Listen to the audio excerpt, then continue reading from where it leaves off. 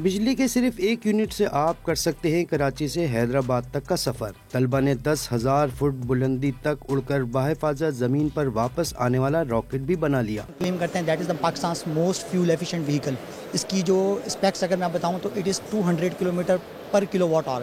It's mean کہ یہ 1 unit of electricity میں آپ کا 200 کلومیٹر کا ڈسٹینس ٹریول کر سکتی ہے۔ 2009 سے گاڑیاں بنا رہے ہیں اور یہ ہماری 6 آئٹریشن ہے اس کی، اور ہم لوگ بیسیکلی ہم نے 45 کلومیٹر پر کلو واٹ آور سے سٹارٹ کیا تھا۔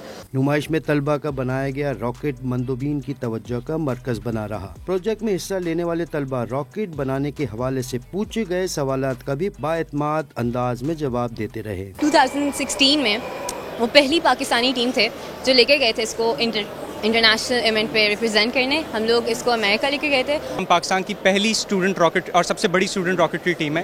اس وقت آپ کے سامنے پروجیکٹ رفتار ہے، پاکستان کا پہلا student built experimental sounding rocket.